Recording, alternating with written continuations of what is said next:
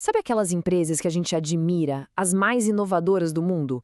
Como é que elas conseguem transformar problemas super complexos em oportunidades incríveis?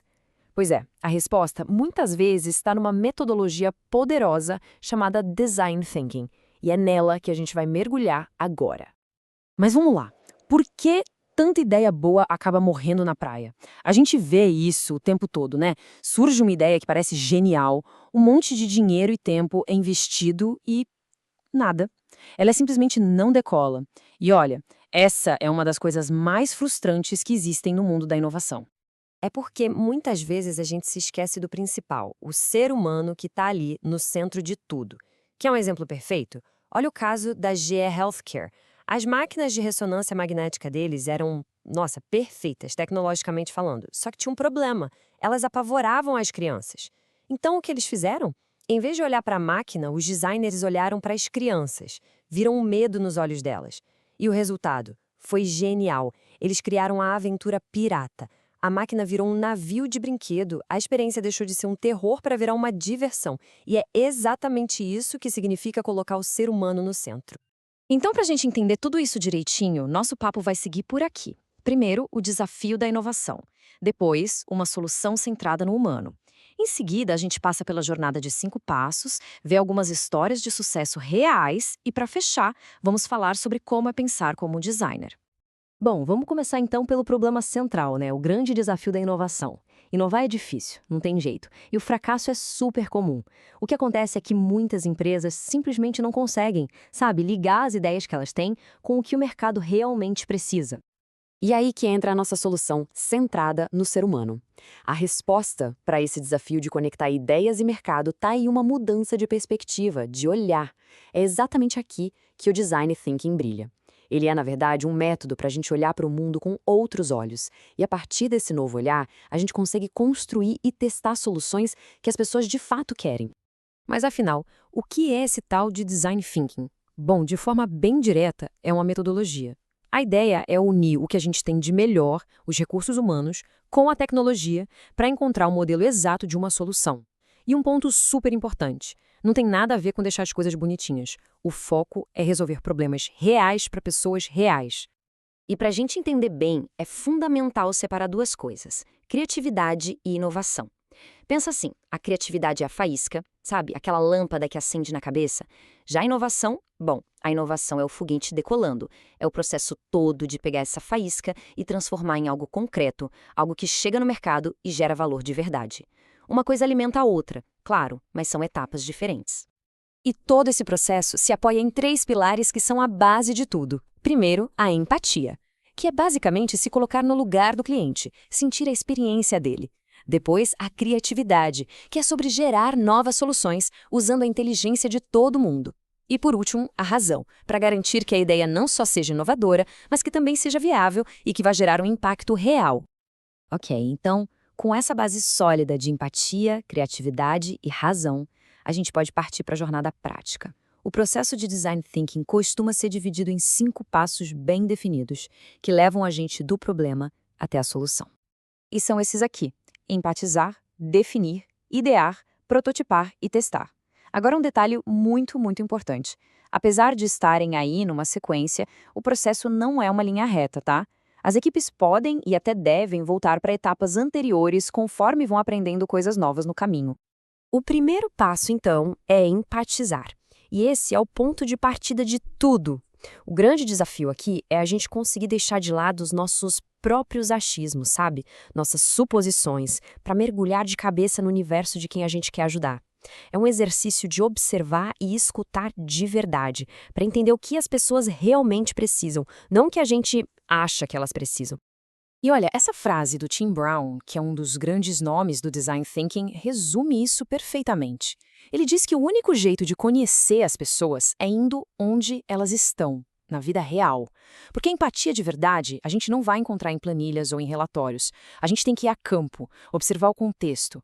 É de lá que vêm os insights mais valiosos. Beleza. Depois de mergulhar no mundo do cliente, a gente chega na segunda fase, a de definir. Pensa que a gente coletou um monte de informação, um caos de observações. Agora é hora de organizar essa bagunça e transformar tudo num foco bem claro. O grande objetivo aqui é chegar em uma única frase que diga: o problema que a gente precisa resolver é este. Essa frase vai ser a nossa bússola para o resto do projeto. Agora sim, com um problema bem definido na mão, chegou a hora de soltar a imaginação. Essa é a fase de idear. E aqui, gente, a regra número 1 é: não existe ideia ruim. Esquece a qualidade por um momento. O foco é total na quantidade. É para ser uma explosão de ideias, um pensamento bem expansivo mesmo, para gerar o máximo de soluções possíveis, sem nenhum filtro. E essa fase funciona num ritmo bem interessante que a gente chama de pensamento divergente e convergente. Funciona assim. Primeiro, a gente diverge, ou seja, abre o leque de opções o máximo que der, vai longe. Depois, a gente converge. A gente começa a funilar, selecionar as ideias mais promissoras para poder testá-la na frente. Chegou a hora de tirar as ideias do papel, ou melhor, da cabeça, e dar vida a elas. Isso é prototipar. A gente costuma dizer que é construir para pensar. A ideia é criar versões bem rápidas e baratas da solução. Pode ser um simples desenho, um modelo feito com caixa de papelão, o que for. O importante é tornar a ideia tangível. O objetivo é um só: dar alguma coisa para as pessoas poderem ver, tocar e reagir. Mas, peraí, por que fazer uma coisa tão simples? Por que não fazer logo um protótipo super bem acabado? Bom, o mesmo Tim Brown explica que isso é uma armadilha. Se a gente investe demais num protótipo logo de cara, a gente fica com medo de mudar, impede o aprendizado. A mágica dos protótipos simples e baratos é justamente essa. Eles permitem que a gente teste, erre e descubra ideias muito melhores, gastando quase nada. Os benefícios de prototipar são gigantes. É, no fundo, uma maneira de aprender muito rápido e de forma barata. A gente consegue identificar problemas bem no comecinho, antes que eles virem um prejuízo. Isso reduz os riscos, os custos e, o mais importante de tudo, garante que a gente está construindo algo que o usuário realmente quer, porque o feedback que a gente recebe é muito mais direto e sincero. E, finalmente, o quinto passo: testar. É aqui que a gente pega o protótipo e coloca na mão de usuários de verdade. E olha que interessante, o objetivo aqui não é convencer a pessoa de que a nossa ideia é boa. É o contrário, é aprender com a reação dela.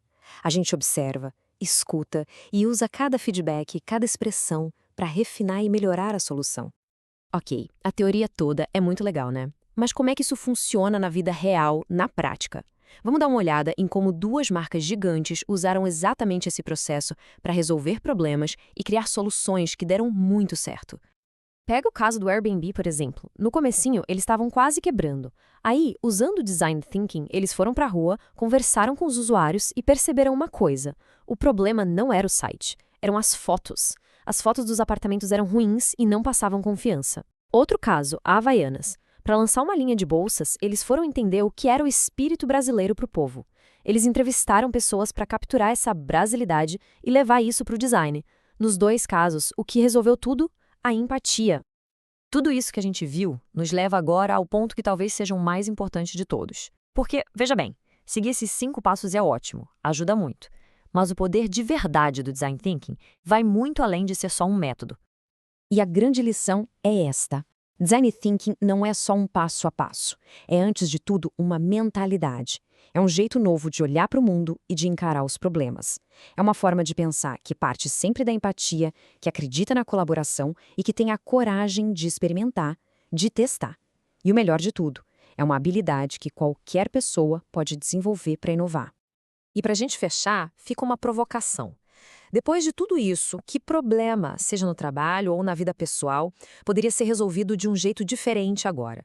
Um jeito que comece com um novo olhar, colocando de verdade o ser humano no centro de tudo. Fica aí a reflexão.